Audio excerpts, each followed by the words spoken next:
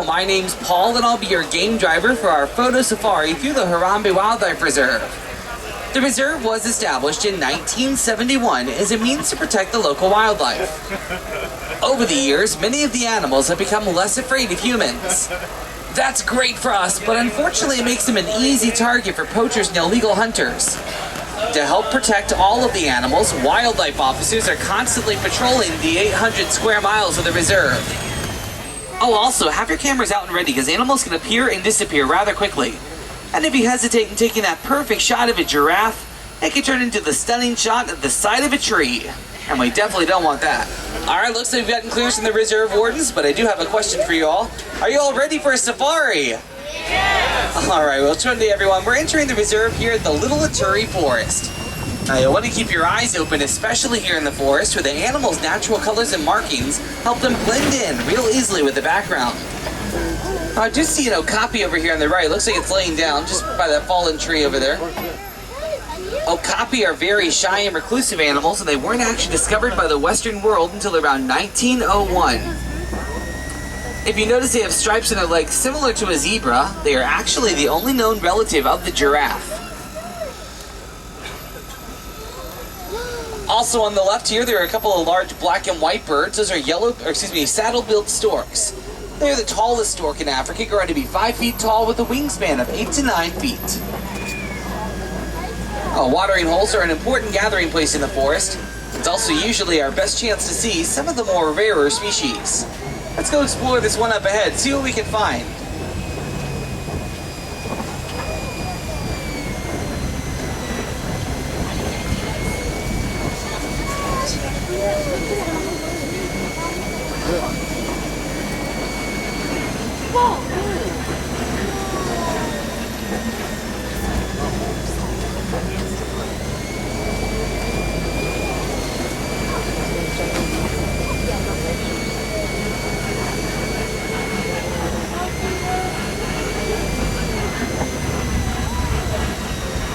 If you look real closely at the top of the hill on the right, there are a couple of bongos, the orangish reddish animals. Bongos are usually so hard to see that they're known as the ghost of the forest. I don't know if you can see how their horns slant backwards. That allows them to run through trees and brush easily without getting tangled.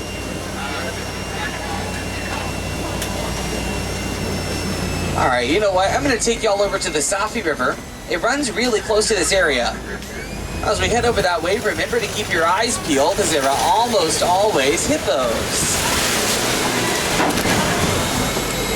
Now, if we do happen to see a hippo, it'll probably be asleep.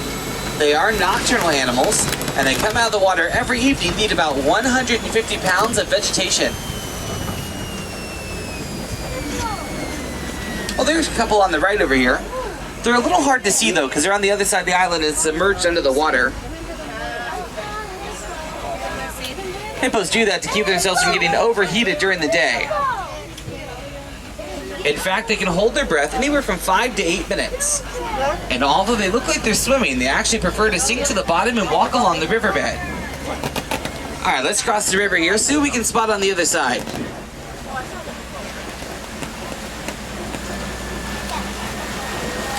Oh yeah, I do see quite a few more hippos up the river on the left over here. The large gray birds are pink-backed pelicans. They live together in colonies and then will flock together to herd the fish to shallow water so they're easily able to feed. Might get a better view as we head a little further past the island up ahead here.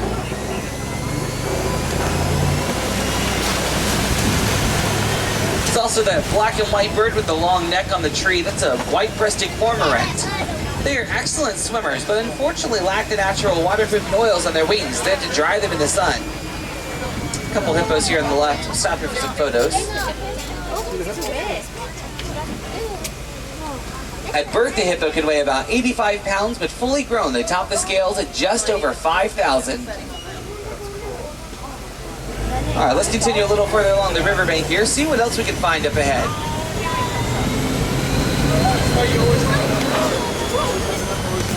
Uh-oh. Looks like we are approaching a very old rickety bridge.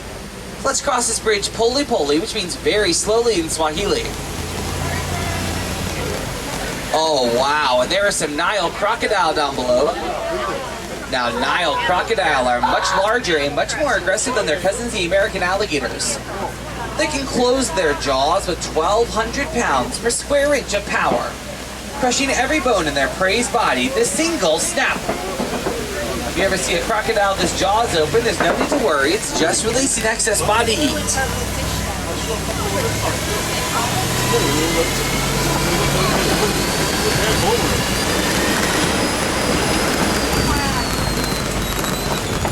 Alright, let's leave the forest now and head into the savannah. Here you'll see a completely different ecosystem and also some different animals. Oh, speaking of different, up ahead of us is a large upside down looking tree. It's called a baobab tree and it can live to be thousands of years old. They survive long periods of drought by storing water in their trunk and also going leafless 9 months out of the year. The reason why they swell up to such a great size is because they're soaking up thousands and thousands of gallons of water, and elephants will actually puncture them open with their tusks in the event that they need fresh drinking water. Now this is one of my favorite overlooks of the entire reserve. The savanna you see here is part of the Serengeti grassland system, which stretch out hundreds of miles across eastern Africa. It is a superhighway for millions of migratory animals, and home to some of Africa's most famous, including the giraffe, the elephant, and also the lion. This is the wild Africa we are all working so hard to protect.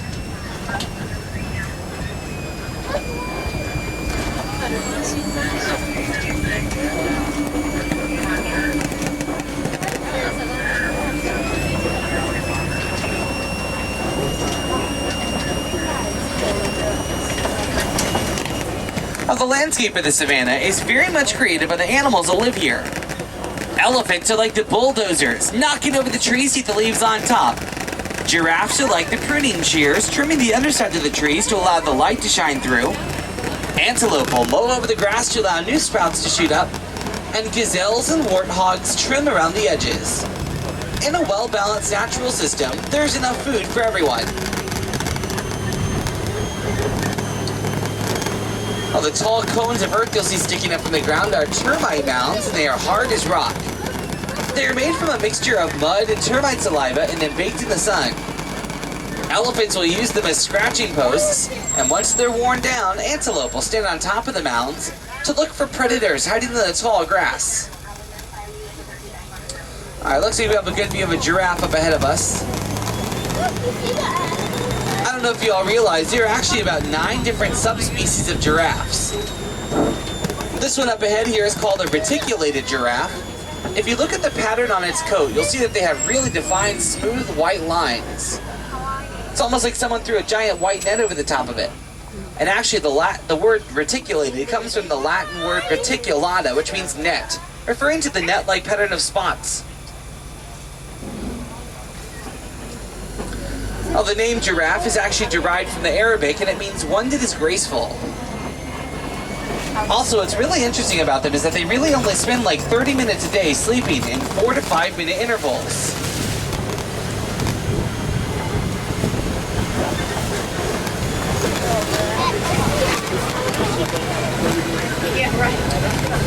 You see lots of animal activity up ahead of us. Also, more giraffes up that way. I'm going to take this trail to the left. Looks like we'll have a better view that way.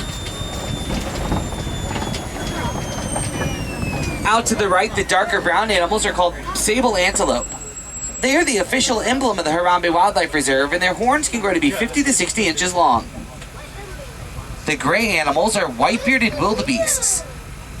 Now, they participate in the largest migration of any land mammal left on Earth.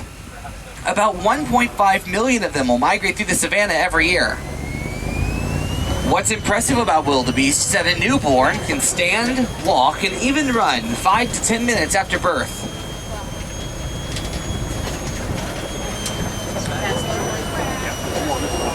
Oh, take a look at the Ankoli cattle directly ahead of us up there.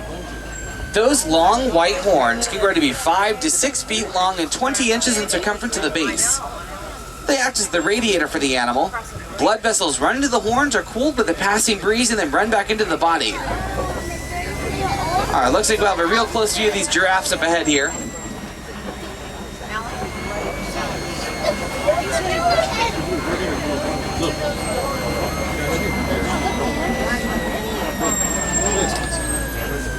Alright, this giraffe here on the right is called a Maasai giraffe. It's a different subspecies than the first one. You can see that the spots on this one are a different pattern. They have jagged edges along the sides.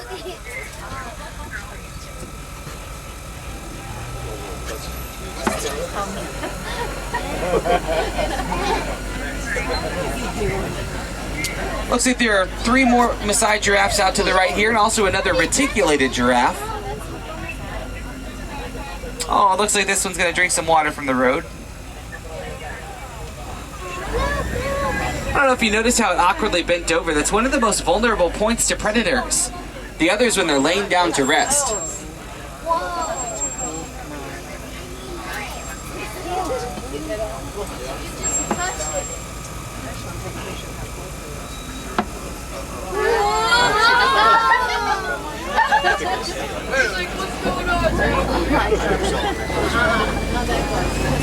Did you see it?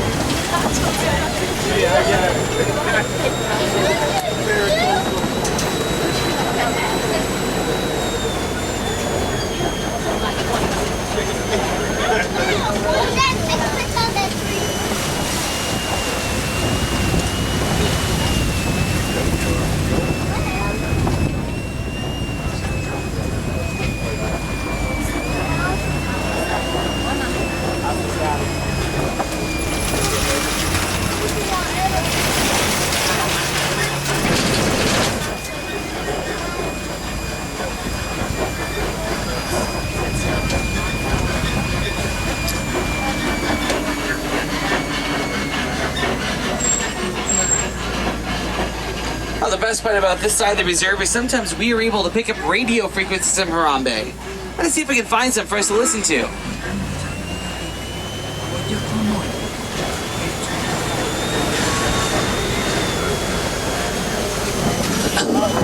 Yes, this is one of my favorites.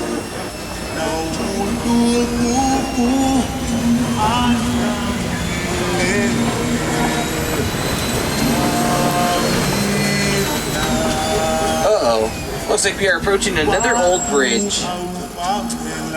I'm going to go ahead and turn off the radio for now. Okay, now this bridge doesn't look like it's in very good condition.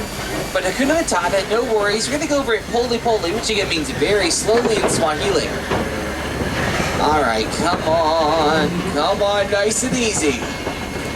Okay, front tires. Back tires, looks like we made it, so let's get out of here. Oh, it looks like we are entering the red clay pits. I see some tusk marks in the clay. I'm guessing elephants must have been through here. Elephants will eat the red clay to get minerals that they don't find in their natural diet. Oh, I do see several elephants out to the left over here. If you notice, these elephants have dirt on their back that's acting as a natural sunblock. Although elephant skin is very rough and wrinkled looking, it's actually very sensitive to the sun. Now listen up, ladies. You thought you had it bad, but a female elephant will be pregnant for 22 months, giving birth to a 300-pound baby.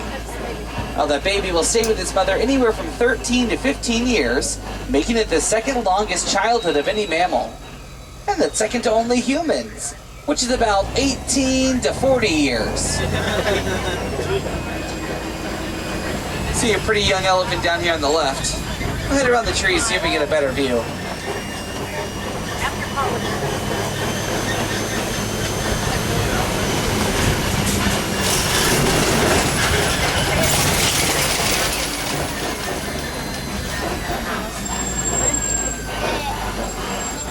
Wildlife researchers are studying all of the animals on the reserve, but most specifically they're studying elephant vocalization patterns. By understanding how the matriarch communicates with the rest of the herd, we are better able to understand their needs and also help protect them in the wild.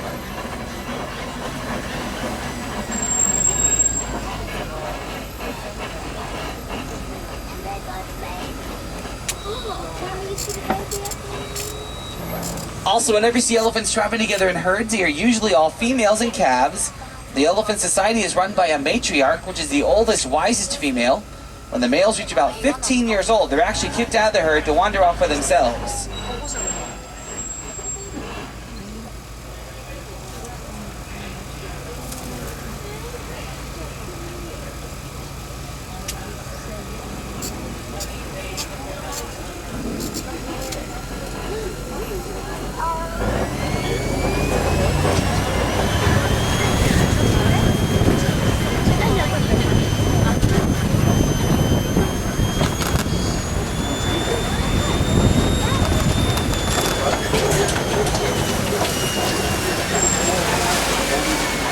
up ahead of us is a popular spot for some greater flamingo.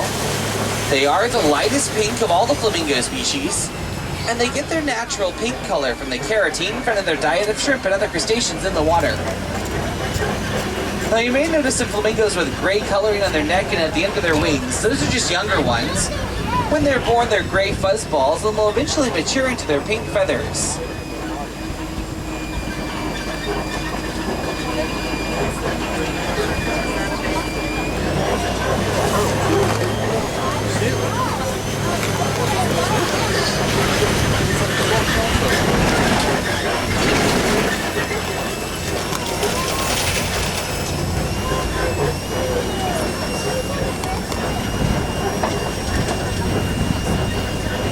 Looks like up ahead of us a couple of ostrich eggs. It looks like they'll be on the right side.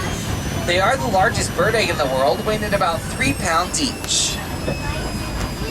You know what's interesting is I've been told that one ostrich egg equals about 24 chicken eggs. Oh wow, up ahead of us on the left, to see a couple of cheetahs kind of laying down up here in the shade. We'll go further and stop for some photos. Looks like you might get a good view as you look just above the top of these bushes here on the left. Now, cheetahs are the fastest land mammal in the world. They can run speed up to 70 miles per hour. Unlike the other big cats, cheetahs are daytime hunters. The daylight enhances their excellent vision.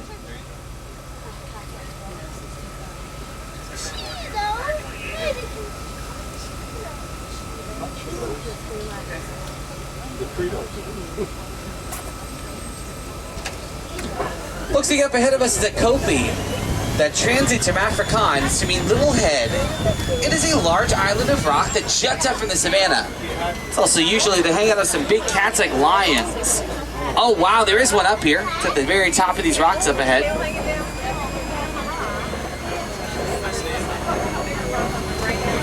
Oh, it is usually very rare to see lions because they are inactive 18 to 20 hours a day. They are nocturnal hunters. It is the female that actually does the hunting for the pride. The male will stay back, guard the territory, and also watch the cubs. You also see an ostrich up ahead on the right.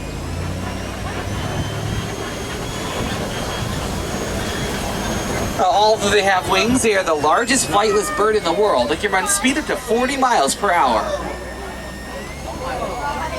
Looks like we've entered white rhino country here as well. White rhinos are one of Africa's greatest success stories. Hunted nearly to extinction by poachers, their populations have been brought back to sustainable levels, thanks to anti-poaching laws and also reserves like this one. Now the name white doesn't actually refer to the coloring of their skin. It's actually a mispronunciation of the Afrikaans word weit, which means wide, referring to their wide square jaws used for grazing. A couple more white rhino out to the right over there. And then the darker brown animals on the right are called bontebok. They are actually considered to be extinct in the wild and only flourish on protected reserves. Alright, have your cameras ready on the left. Looks like we might have a good view of this female lion at the top of the rocks up here.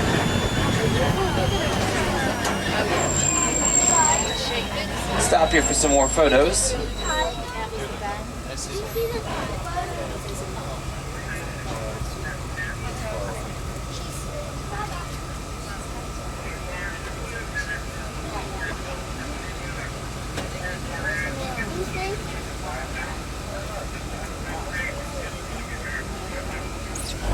See some animal burrows up ahead of us here.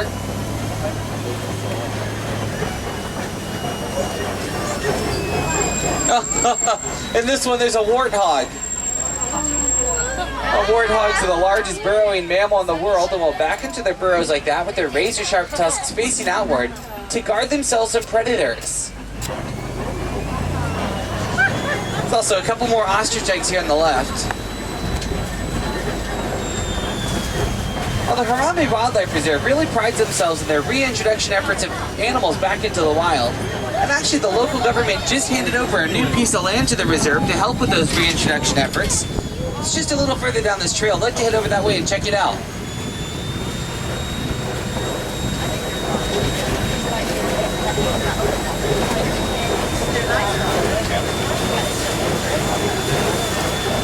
Oh, and it looks like the gates are open. Well, I'm feeling a little bit adventurous, so let's head out this way and explore. Word has it the reserve is planning to bring zebras into the area. A clearing this size will give these animals plenty of room to thrive. Reintroduction efforts in Africa focus on bringing species back into lands where they once roamed but no longer do.